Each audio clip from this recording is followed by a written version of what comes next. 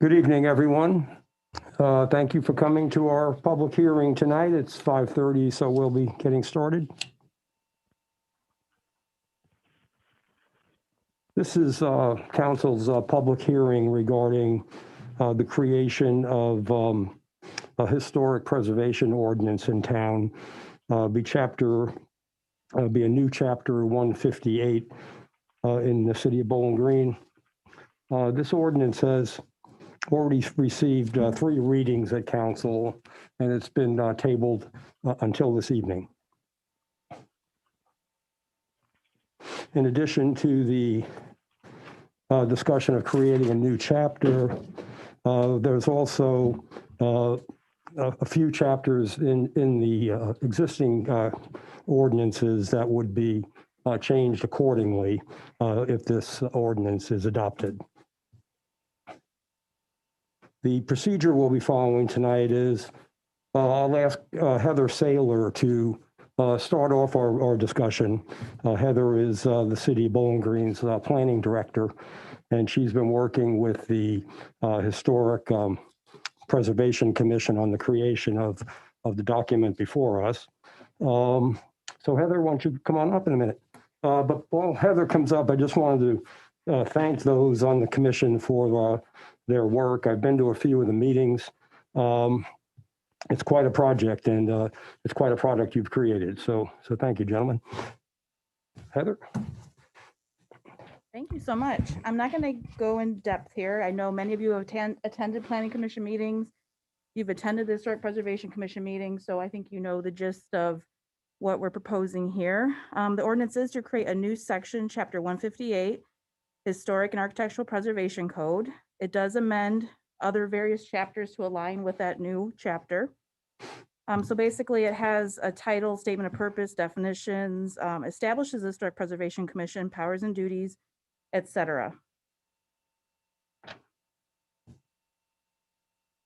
Planning Commission held a public hearing on January 6th and February 3rd. They made a recommendation that council extensively review and revise the ordinance with regards to private property owner rights and the processes and appeals described. Overall comments or themes from the Planning Commission were around owner consent to have a district designation. So some of the members said voluntary, or they thought a higher percentage threshold than what is proposed, which is right now a simple majority. They also discussed owner votes, so whether that be per parcel, per building, or building frontage. Currently, the ordinance proposes 1 per owner. They also had a discussion about the appeals process, whether that should be the Zoning Board of Appeals as proposed or City Council. I know I sent you a pretty large packet. I scanned that in, it's about almost 300 pages. But I thought it was important to have all that information at your fingertips, all about historic preservation. So hopefully that was helpful. We've also sent you feedback. As soon as we receive it by email, we forward it right to you. So you have everything that I've received as of today. On February 10th, I emailed you some minor edits that the HPC is proposing based on community feedback and catching a couple different typos. Also on February 10th, I emailed you a link to a video and a book summary, The Economics of Historic Preservation by Donovan Ripkema. I also hope that was helpful. Along with that video, again, I didn't want to go in too much depth of the book, but I thought the studies were really interesting. Overall, the goal of the HPC is to have the city of Bowling Green become a certified local government. That is something that 78 other communities in the state of Ohio are currently now, and they're able to have local preservation control. They're able to actually get grants for their work. I also sent you the latest document. Basically, it has edits from Planning Commission, so nothing's changed in between that meeting and of course tonight. So otherwise, if there's any other questions, that was what I wanted to share with you. So the draft in that 285-page email you sent us had an ordinance of February 5th. And of course, that's the draft we're working from with a few possible revisions.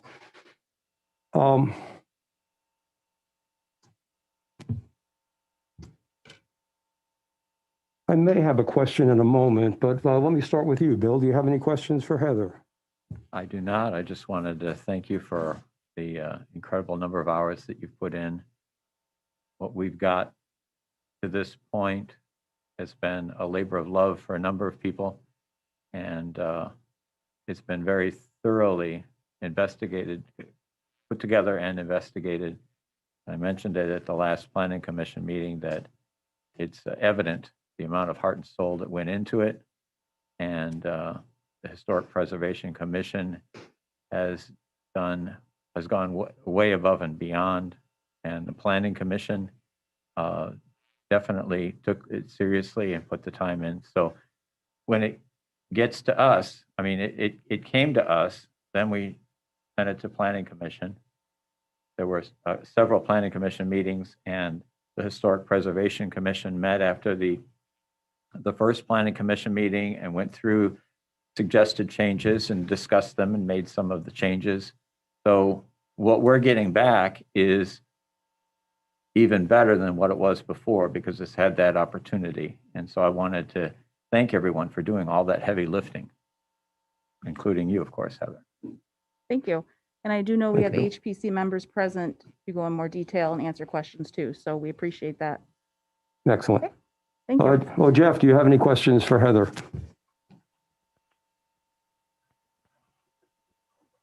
Yeah, I do. Who drafted the ordinance that we've got in front of us here?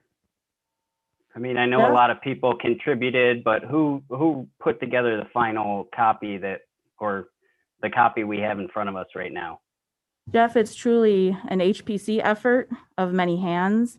Gail Nader actually did a lot of work on it originally. And then from there, anytime there was an edit, I made that within the Word document. Okay.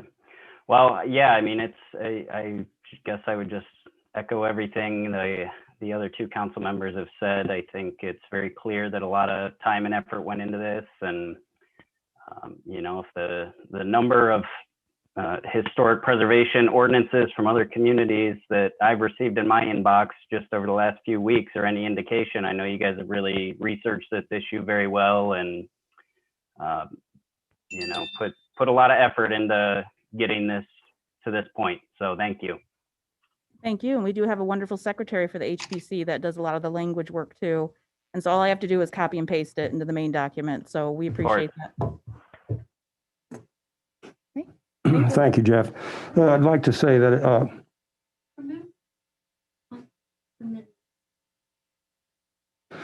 yes, Sandy, I was about to announce that, you know, since there are a lot of questions about this, and this is our first extensive discussion about it, I was going to, once Jeff was done, ask her after each speaker if council had, additional council members had questions. Okay, why don't you come up to the mic then? To the mic. Can you come to the microphone? Thank you. I'm Sandy Rowland, 200 Larchwood Drive, member of City Council. Heather, we have read so much, and so many people's, so many communities, different ordinances and in the state of Ohio. And you've been sending us a lot of supporting information. So there's a lot awash in my brain.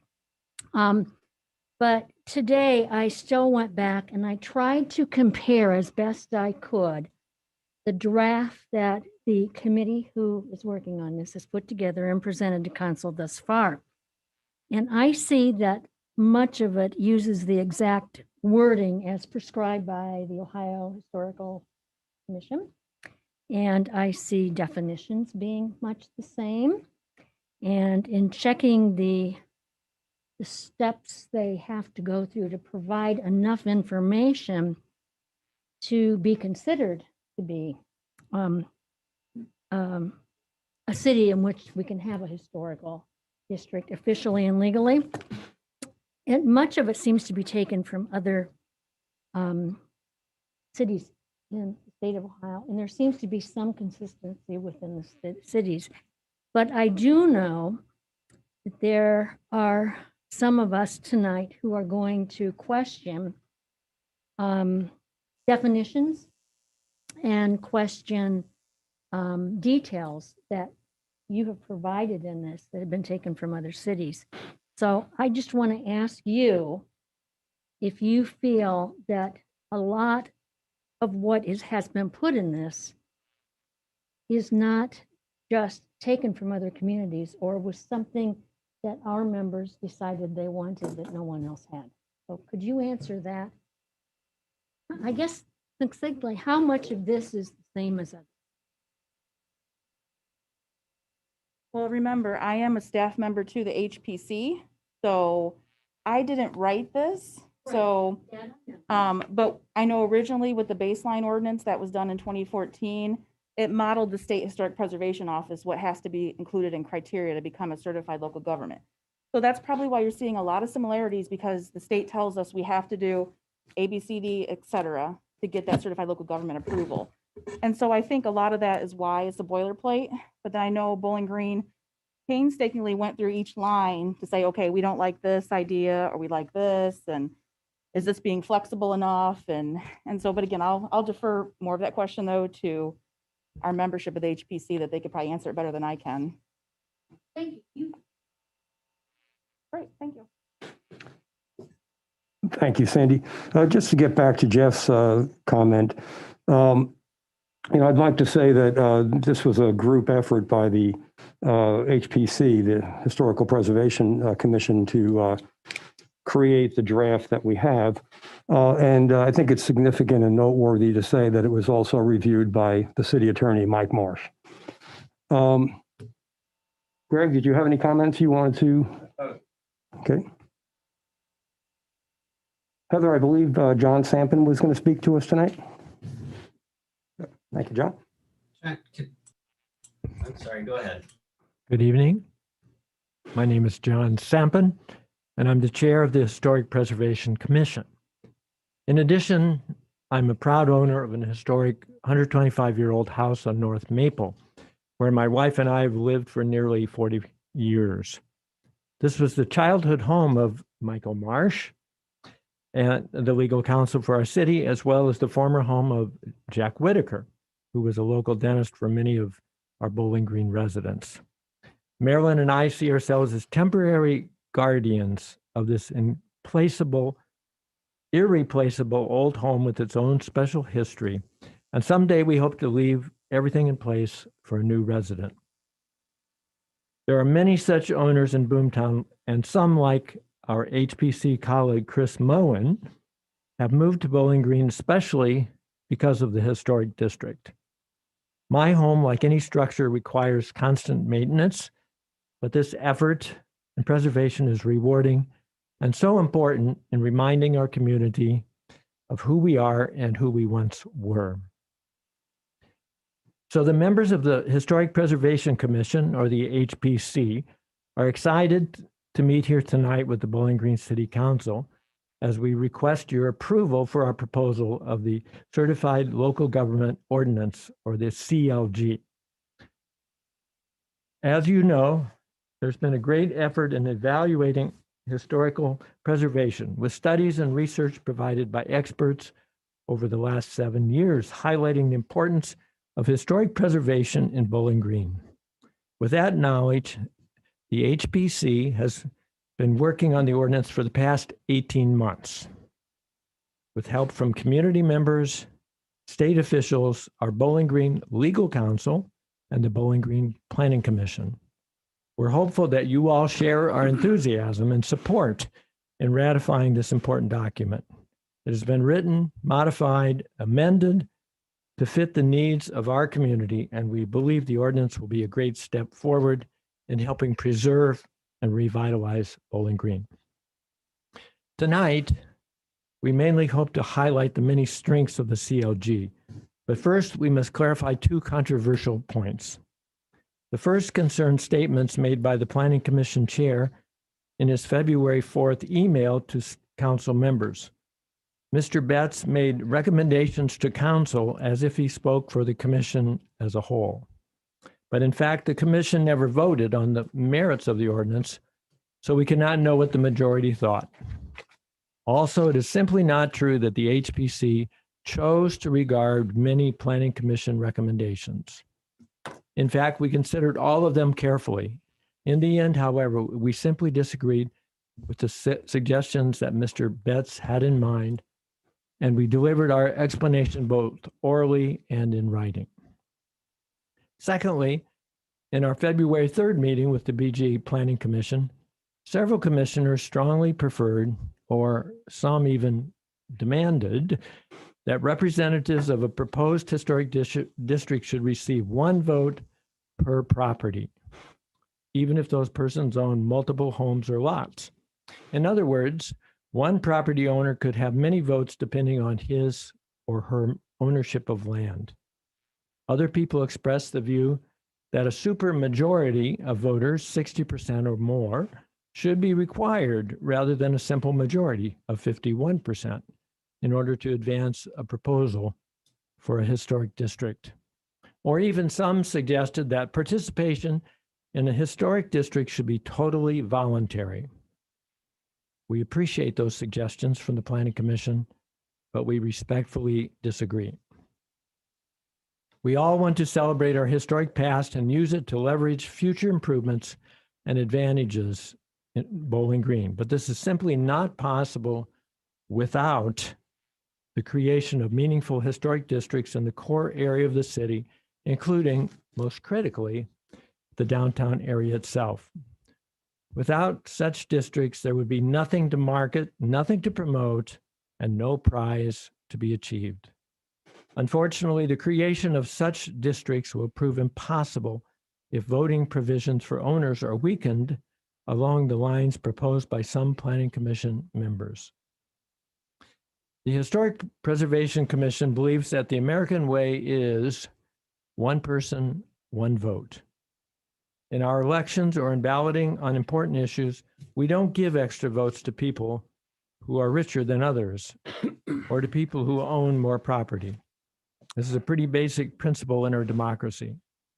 And we elect our public officials and pass our laws right here in Bowling Green, for example, by a majority vote, not a super majority. We can cite examples of other major communities such as the Cleveland Heights, Ashtabula, and even Austin, Texas, that have passed similar historic ordinances using a majority rule with one person, one vote per property owner. And Ashtabula clearly defines owner as having one vote, regardless of how many parcels within the proposed district are owned by that person or entity. It's unclear why Bowling Green should not do the same. These potential changes would put in very real jeopardy the creation of any such district at all. According to Mr. Bevel of the State Historic Preservation Office in Columbus, there are some cities in Ohio which do not hold community votes at all. Their city councils make the decisions directly. We realize that it is impossible to make everyone happy in passing a new ordinance, but we would hope that the many CLG supporters will prevail as you make your decision this evening. If City Council accepts the proposed CLG ordinance as written, and if future proposed historic districts choose to vote in the majority, and they all will have that vote, we can anticipate many positive benefits for our fair city. These include stronger economy for local business, maintenance and preservation of the distinctive character of our historic buildings, opportunities for CLG and History Fund grants, tax incentives, and possible foundation support, and potential for remodeling advice and educational opportunities for historic property owners, plus increased appeal for prospective residents, developers, businesses, tourists, university faculty, and students. In addition, we have strong documentation about the increase of property values in recognized historic districts and adjacent neighborhoods. I would like to invite our colleague who is not here, Chris Moen, who's one of the architects, to speak about this significant advantage. So I will speak for her. Her name is Chris Moen. I think she was having trouble plowing out of her driveway today, so I'm sorry she could not be here. Chris is an architect, resident of a 127-year-old historic home in Bowling Green, and member of the Historic Preservation Commission. First, I'd like to thank everyone, this is Chris speaking now, on the City Council and the Planning Commission for their thorough review. We appreciate everyone's due diligence. We did not take the writing of the ordinance lightly, and we put a great deal of thought into each portion. Our intention is to have an ordinance which harnesses the full potential of historic preservation while being sensitive to the individual property owners. We want to assure you that we've had thoughtful debate while considering all comments and concerns brought to our attention. We've been in the weeds of the ordinance for a long time, which is important, but I'd like to take a minute to just step back and remember the big picture and why this is important and vital for Bowling Green. I will liken historic preservation to the saving of an old forest. If we clear cut the forest, perhaps with trees that are over 100 years old, they will be lost forever. Yes, we may be able to plant new ones, but we'll never be able to take back the quality, value, and majesty of those old trees, at least not within our lifetime. The assets and value that the old forest provided will never be returned to the community. Our historic fabric of Bowling Green is just like the old forest, as there is neglect and alterations which deteriorate the historic fabric.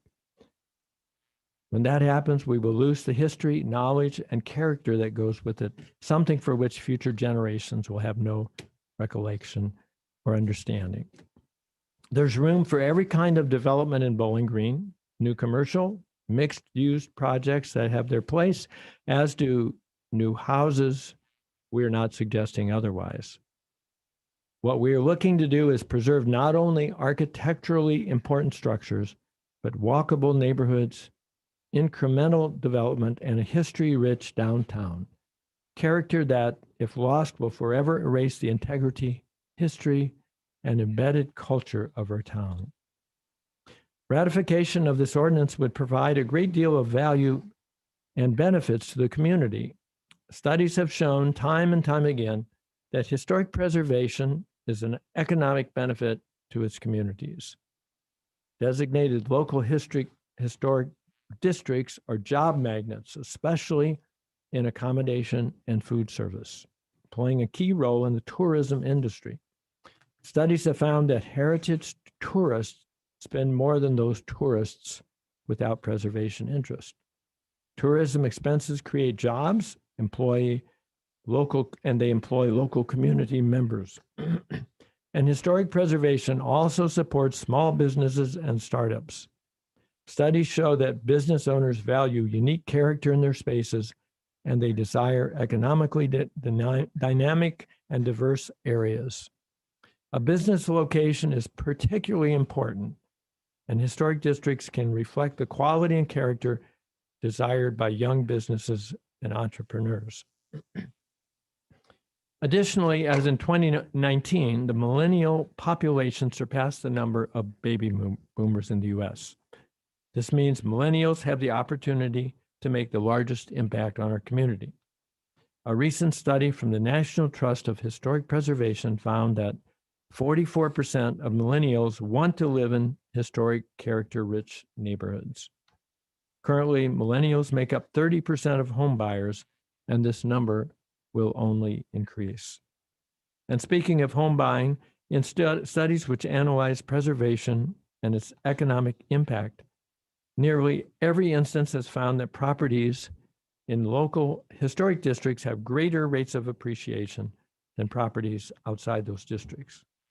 Also, as a general pattern, homes in historic districts perform better in down markets, with their value falling slower and less steeply, and their value recovering sooner than other neighborhoods. Having historic preservation in Bowling Green will create jobs, generate wealth and tax dollars, and care for our economic investments, protecting individuals and developer assets. I know there's been discussion and concern about additional cost to the property owners in implementing historic preservation. But from Chris's experience as a commercial architect, historic preservation architect, and historic homeowner, she can discredit that myth. There's nothing more economical or sustainable than using the existing materials already in place. Restoring and repairing the existing structure and details will be more cost-effective than replacing with new almost every time. I'm currently working, this is Chris again, with a developer whose initial plan was to replace all the windows in his 5-story historic building with aluminum windows. After our discussion about historic preservation and evaluation of the existing structure, it was decided to restore the existing wood windows, which is actually saving him money. His window expenses are now 1/3 the initial window budget. He was also concerned about energy efficiency, but there are restoration techniques which provide nearly identical energy efficiency to new windows, which he is implementing. The strategy for renovation with historic preservation mindset has not only saved him construction expense, but has also saved our landfills from being inundated with perfectly usable materials. We would be doing a huge disservice to Bowling Green and community members if we do not pass this ordinance.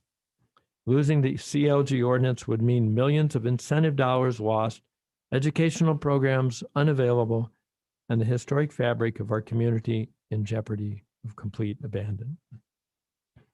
So just to close, I just want to mention we've already presented signed support letters from at least 14 residents from the Boomtown area, and we're pleased to produce 5 additional signatures from that district, which perhaps they've already seen. These are significant numbers which perhaps outweigh those few residents and landowners who've documented their opposing viewpoints to us. It comes down to this. Do you believe, as we do, in the critical importance of historic districts as part of the practical presentation model, one which would offer the brightest future for all of Bowling Green? Such a goal requires courage to create a structure such as the CLG ordinance, which will provide fair but limited rules for protecting the fabric of our special historic resources. We urge that Mayor Asbacher and the members of the City Council approve this ordinance as written. Thank you. Thank you, John. And thank you, Chris, for the comments that she got to you, John. I don't really have any questions for John. I like the emphasis on energy efficiency in both the ordinance and the example that Chris gave. That's very significant and important to myself. Bill, since you're to my immediate left, do you have any questions for Mr. Sampson? Yes, when you say as written, do you mean the revision as of February 5th? Correct. Okay. And there haven't been any revisions after the 5th, We've had some. other than the typos or, Right. We've had some suggestions that have materialized in the last, week from some council members asking us to consider some possible small revisions or changes in the ordinances, and we certainly are willing to consider that. okay. So if we were to vote on something tonight, it would be ideally, since this is the only form that we actually have written, this is what you would want. And then the possibility of revision later. We would love you to vote on this as written. We understand. As written. As written. Okay. We understand that there could be some changes, and we're very open to understanding and considering those. Okay. And I'm sure you'll continue to be a very vital resource for this. Thanks. Thank you. Thank you, Bill. Jeff, do you have any questions or comments for John? Just a comment. I think probably for the sake of our community, one of the most important points that John brought up is that research is showing very clearly that these types of walkable neighborhoods where most of our historic homes are located are the neighborhoods that young families like Chris and her husband, Tom, I believe, my wife and myself. I was just reading the other day, the gentleman who now has acquired the Clazel property moved to Bowling Green so that he could purchase and restore a historic home. So this is the demographic that we have repeatedly identified as our quote unquote target demographic, which is going to be absolutely vital to any economic growth that we can hope for here in Bowling Green. So the sustainability component is absolutely important, but equally important, I think, is the positive effects that this would have on our local economy in particular. We agree. Thank you, Jeff. Greg and Sandy, do you guys have any comments for John at this time? Nope. Thank you. Don't leave Mark out. You He's- can't see him, but yes. Mark he's is back. here. Mark, anytime you want to come up, just give me a yell. I can't see you, Mark. I'll jump in whenever I'm ready. Okay, thank you, Mark. Well, thank you very much, John. I believe Okay, that's all thank the you very- questions. Thank you.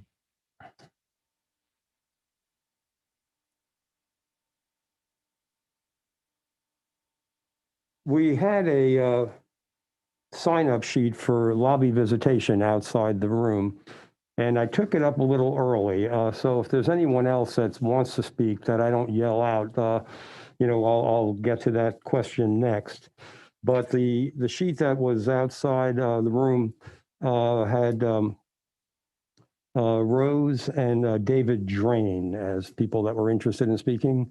Did you want to speak together or separately, or just one of you? Okay.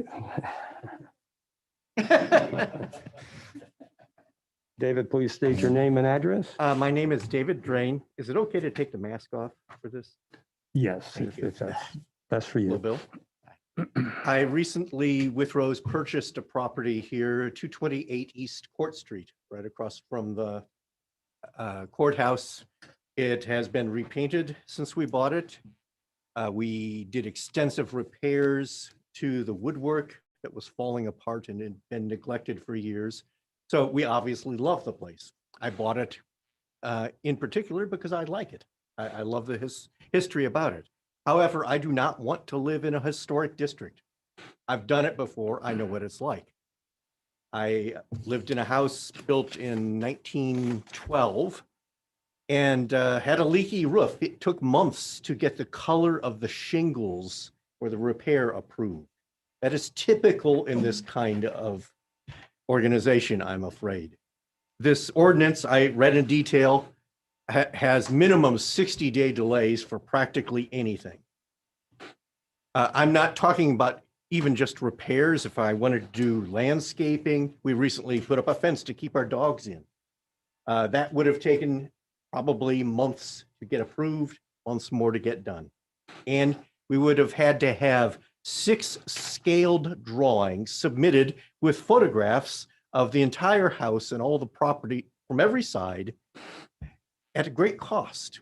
So I'm opposed to this because of the cost and because of the delays it will cause, because we want to do much more renovation. I don't want that renovation to be delayed or simply prevented by this ordinance. So I think I'm a responsible homeowner. I am going to care for that place. Rose and I think of ourselves as custodians of the place. We know we're not going to own it forever. I'm 69 years old. I'm betting only on another 30, 40 years in the house. So yes, we will take care of it. I don't think we need an ordinance detailing everything we need to do to take care of the place and going to beg to, in my experience, a bunch of cranky old people anytime we wanted to change something. So I sent out an email with many more details about the ordinance that I think are either unclear or excessive. For example, including archaeological considerations, I think is ridiculous. I don't care if 70 other communities in Ohio and Austin, Texas also did this. I think it's foolish and we don't need it. Thank you. Thank you, Mr. Drain. Rose, were you going to come up? Yes, please do.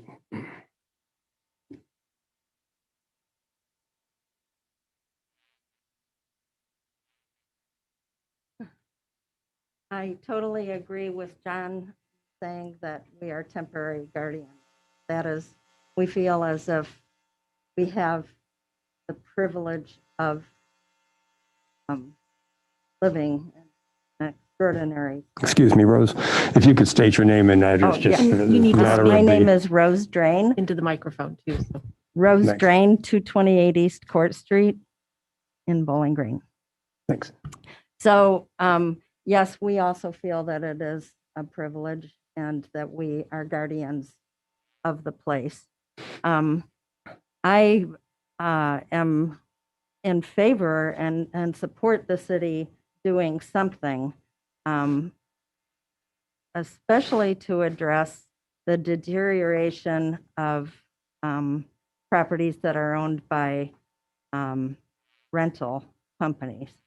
And I know there was an emphasis in the ordinance on modifications to exteriors, but is there anything in the, I don't remember seeing anything in the ordinance that would address remediation to the exteriors, you know, keeping the exteriors of homes that are rental properties for the most part that are being neglected, keeping those exteriors more attractive. I'm specifically thinking about, I knew the Ryback family who lived in the home on North Prospect Street when I was growing up. And that's a rental property now. And it's just so sad to see it deteriorating because it certainly was also a lovely home.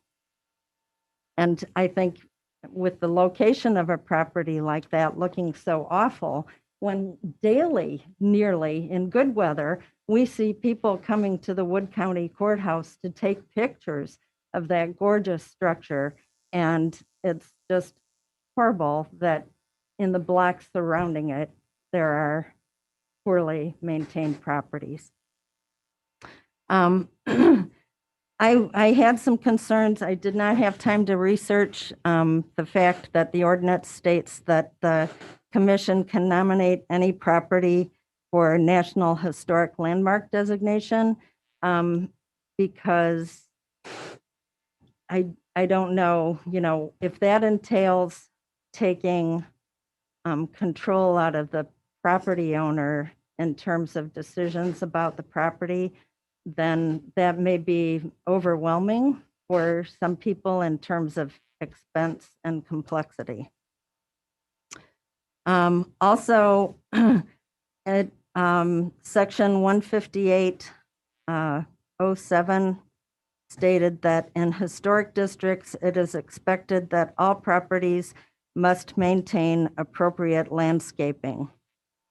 So my concerns are here, what is considered appropriate? Will we be told that who decides what is appropriate? Would this part of the ordinance require that we meet some pristine standard of somebody's idea of beautiful landscaping? And in that case, would this part of the ordinance preclude our use of our yard to attract insects and birds by providing beneficial habitat with native plants?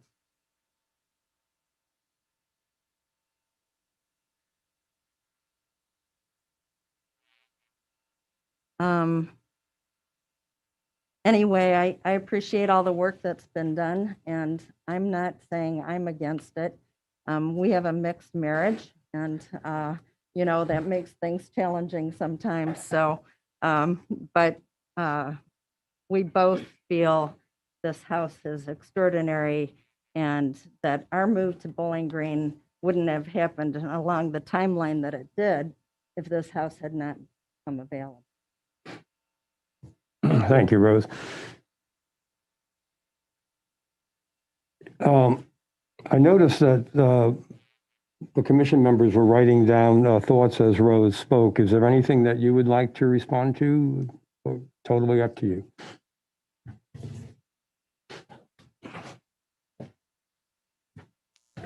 Les Barber, 303 North Prospect Street.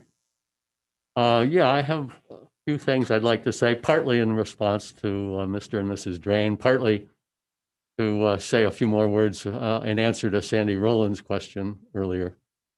I'm not here to argue with the Drains. They're expressing a legitimate point of view. I also own a home not far from where you live, and I just feel differently about it. So I just wanted to mention that. My wife and I would be willing to accept the, in our view, limited restrictions that this ordinance would impose on us if we wanted to make changes, because we see this ordinance as something for the greater good of the whole community, not something that would, advance us in any way.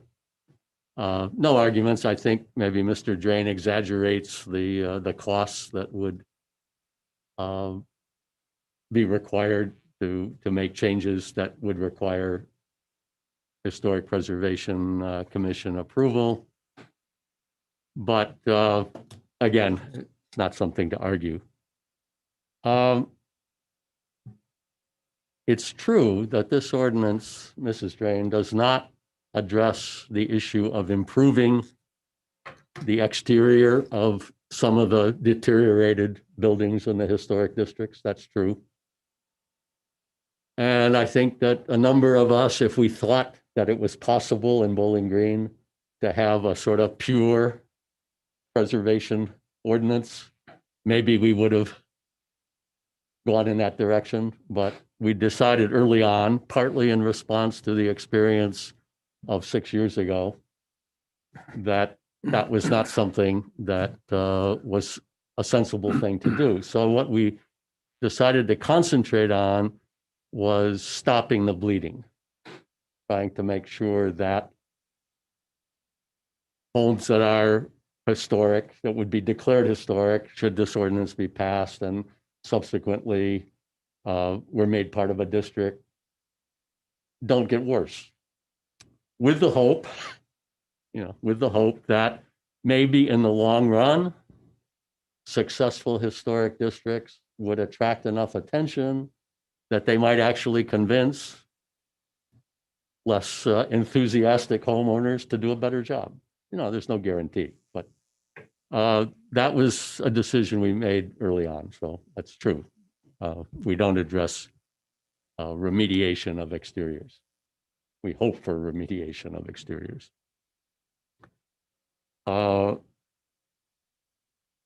Quick comment on the National Landmarks and National Register.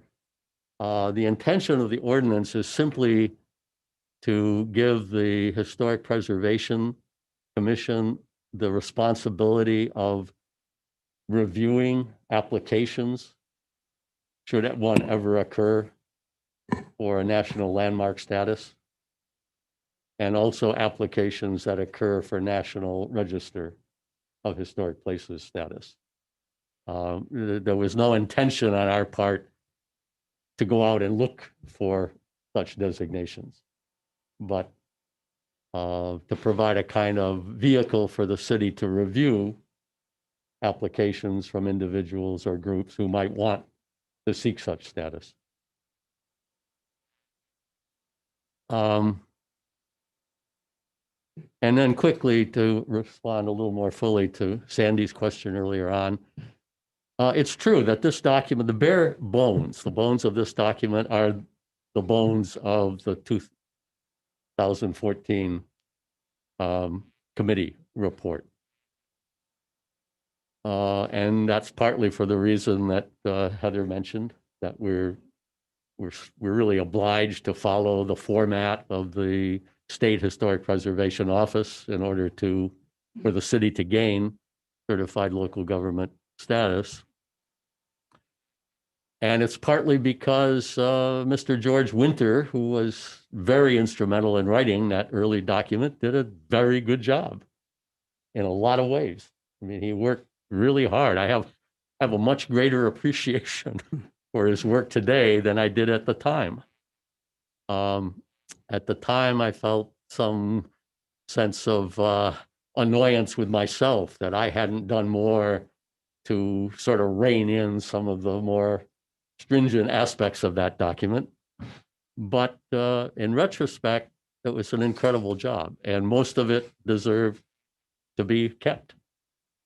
So what we did basically was look at the document, look at other documents like Perrysburg's and Kent's and some others, and tried to pick things from them that we thought were maybe better for our community than the provisions that were in the original document. And this was the most important thing, we sought as many possible areas of compromise, flexibility, call it what you will, that would make it more likely that this ordinance could be approved in Bowling Green. So it's just a little bit of additional amplification. Thank you. Thank you, Les.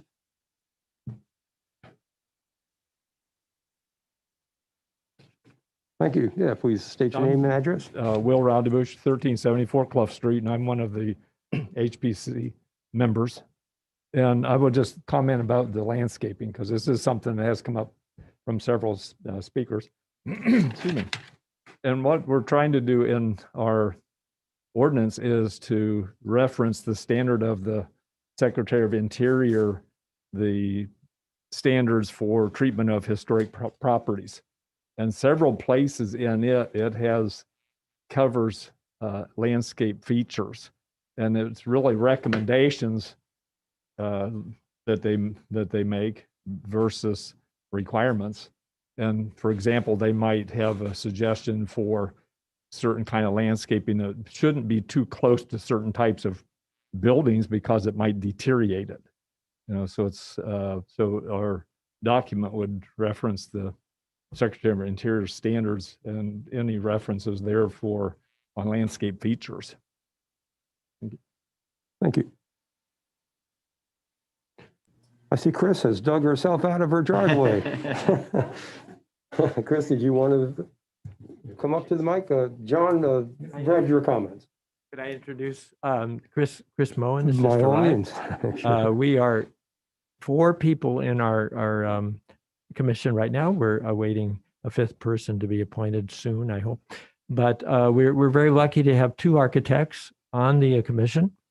Chris and Will are both historical architects, and we're very, very proud and very honored to have them on the commission. They've given us a depth of understanding of historical restoration, and we rely on them. And we hope in the future, if and when this ordinance is passed, that they will be a resource for the community. And that's one of the things we hope we can provide is some help for a homeowner who wants to preserve their home and just to do a good job. And we have those people that are able to do that in a very professional way. So this is Chris. I don't know if you wanted to say a word. I've already read your statement. I'm sorry, but maybe there'll be some other questions for her. Thank you, John. Yeah, I'm real impressed with the makeup of the committee. I was on the 2014 group that's been mentioned a few times and led very ably by George Winter, who really did do a ton of work between meetings. But there were 2 architects on that commission also, and the value that knowledge brought to the commission was, of course, evident. I just want to say one thing to Rose's comments. Yeah, I know your home, you guys. It's one of Bowling Green's magnificent homes, and your statements, are certainly consistent with your treatment of the home. But you went on to speak of other homes that are historic and ancient, that are pretty beat up, and that's this doesn't remedy that, but it certainly doesn't worsen that. So not everyone takes care of these properties in the same way.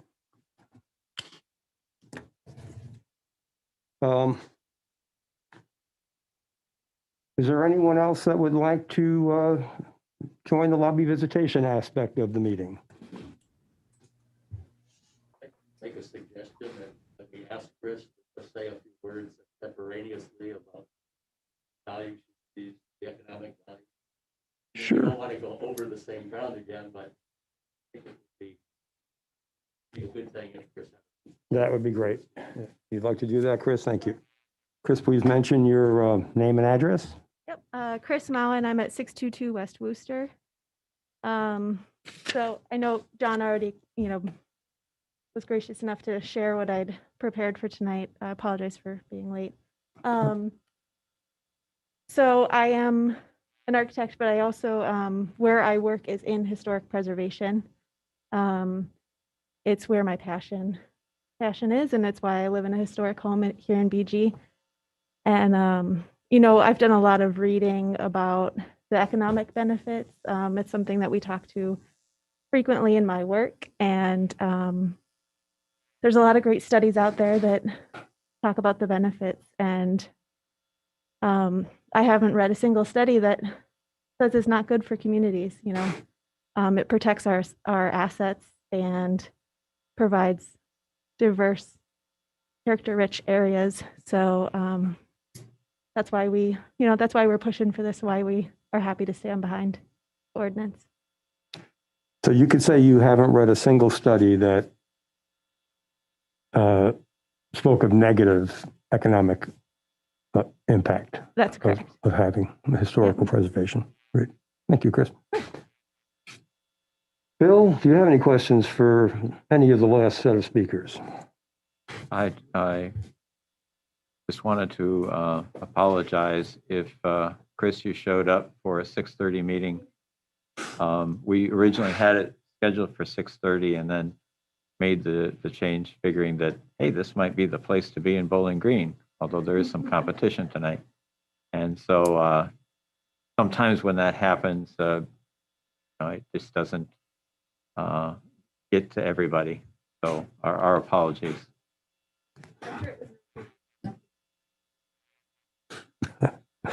Thank you, Bill. Jeff, do you have any comments at this moment?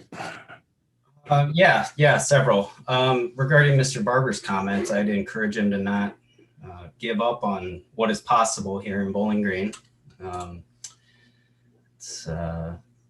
There's plenty of work to do. I think he will find that City Council is an ever-changing body that is always willing to reconsider old ideas. Regarding the actual substance of this ordinance, I believe he said that it's not the intention of the commission to allow the designation of historic landmarks without the permission of the owner. I believe that was the intention of the commission, but it seems that this ordinance does in fact do that. And I don't know, I mean, I guess that maybe is directed towards any member of the commission if they could provide any additional clarity on that, because as written right now, this says that they are in fact able to nominate any property for National Historic Landmark designation. So am I misreading this? Will Radebush again. I would say we are not looking at doing designations of the national historic preservation. They have to meet unbelievable standards. We're looking at establishing historic districts, historic properties, but they're pretty much specific to Bowling Green. So there's a distinction between our historic districts and the national historic properties. And we have a couple or more historic properties, national historic properties. They're actually would have to apply to become like a historic property in ours. So they're different. They're two different things. Okay, I'm looking at section T of 15805. The commission shall have the authority to nominate any property for National Historic Landmark designation as determined by the process through the National Park Service. I guess I'm just not, does that differ from what Mr. and Mrs. Drain were describing? Which letter is it, Jeff, just to help me get there? T as in Tom. E. 158.06. I'll preface that by saying that I agree with everything we're talking about here. the substance of the law, I'm fully supportive of for the reasons that have been stated. And there are just a few of these issues that I think that we're really going to need to drill down on here at city council meeting, before we're putting anything into law, because, that's, whether that was the intention or not, what we're doing is creating quite a bit of authority here for a lot of different entities. Yeah, I think that some revision of that item T might Okay. be appropriate, because I think that it was our collective, you guys need to tell me if I'm wrong. I think it was our intention that we would be reviewing nominations from some other agency, not initiating them. So there might be some language change here that's needed. For example, the Wood County Courthouse might be considered as for possible landmark status. I don't see any particular advantage in it myself, but it's possible that a defense could be made that that building has some national landmark status. We have no interest in initiating such a proposal, but if the county wanted to do it, since the building is in Bowling Green, we would have some role in reviewing that and recommending it or not recommending it. So some adjustment in the language here would be appropriate as far as I'm concerned. Okay. And then, I guess that I had regarding the landscaping that Mr. Rodebush was talking about was a similar, you mentioned that we were trying to reference the Secretary of the Interior's guidelines. I just want to point out for the other members of the committee and council that that's something we're going to really want to dig into, because the way this is written, it takes those recommendations and it does, based on my reading, make them a little bit more of requirements, or you need to submit drawings if you're going to alter those. So there are just some things like that that I think we're going to want to really take a look at. Not that it's bad policy, but just making sure that that good policy ends up being good law. Thank you, Jeff. Heather? Jeff, this is Heather. I want to go back to the national landmark status. That is done obviously nationally. That's the highest historic preservation designation in the country. So that is something that I believe when we wrote this was that we had a local voice in that. Same as the National Register, we would have a local voice.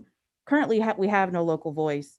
The closest landmark, which by the way takes about anywhere between 2 and 5 years, it's a very serious process, would be, actually the closest would be Fort Meigs. They have the landmark status.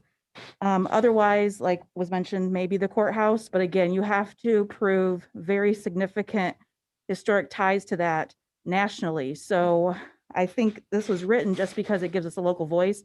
It cannot be done without owner consent, last I read. Again, look online, it's a huge, huge process. And we talked about it originally with HPC and actually talked a little bit with the county to do that. But again, you got to weigh the benefits to that and what that actually means. So I think it's a long-term conversation for sure. But again, it just gave us some local voice in that process. Not a decision maker, just a local voice. Okay. I just want to make sure our local voice is not going to get challenged in court and we're going to be waiting 1.5 years or 2 years before we're implementing this. Definitely not. Again, it has to have owner consent. Last I looked up landmark criteria. Okay.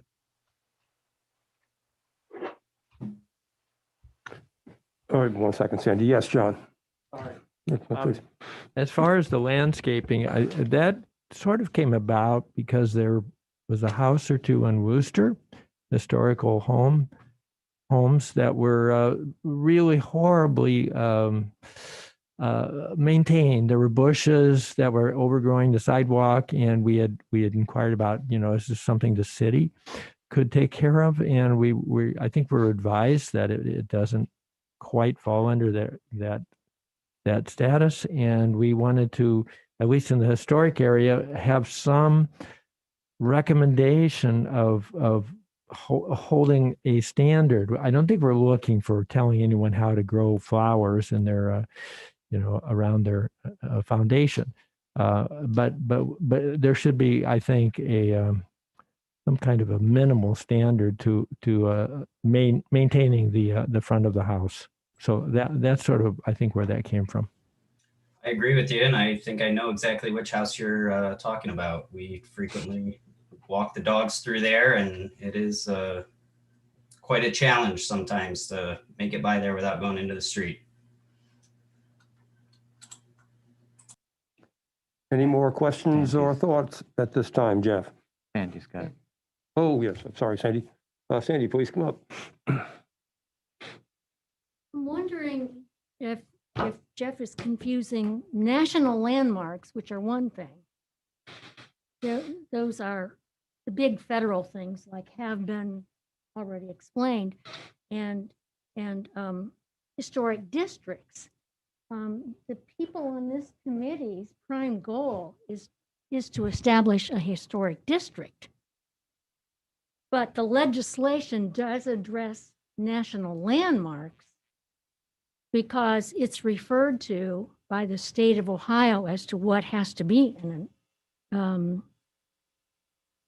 standards for a national landmark, even though this committee knows there's little to nothing they would be doing on national landmarks. So I think when we read definitions, that we need to realize that some are landmark definitions and some are historic districts. And they're two different things. And that can get confusing. Yeah, certainly. Again, just the way that it is written, though, if it is confusing, unfortunately, I don't think many people are going to give us the benefit of the doubt. And that is those are the types of hairs that will be split. Thank you, Jeff. Anybody else have any additional comments or thoughts? I guess I just have a question for the commission members. The National Landmark Fort Meigs is a national landmark. Our courthouse is quite a gem. Maybe it would qualify for that, maybe it wouldn't. But as it stands right now, without a historical preservation protection, a local historical preservation protection, that building could come down if that somehow was a decision reached by commissioners. The courthouse. My understanding is that that's true. If we had sometime in the future, three commissioners of the mindset that those Seneca County guys had here a few years ago, they could vote to tear the thing down and build a nice square brick box. Sorry. Thank you, Les. Any other comments or thoughts before we wrap up the meeting? Seeing none, thank you very much, everyone. Our public hearing is closing. We will be voting on this tonight. It comes off the table automatically tonight. So we will have a decision sometime this evening. Thank you.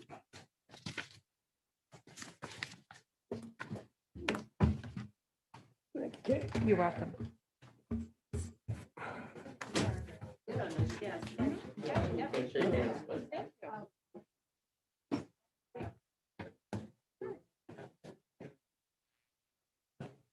You do get signatures on public utilities when the commission. I will, because I want to get three people here. Thank you very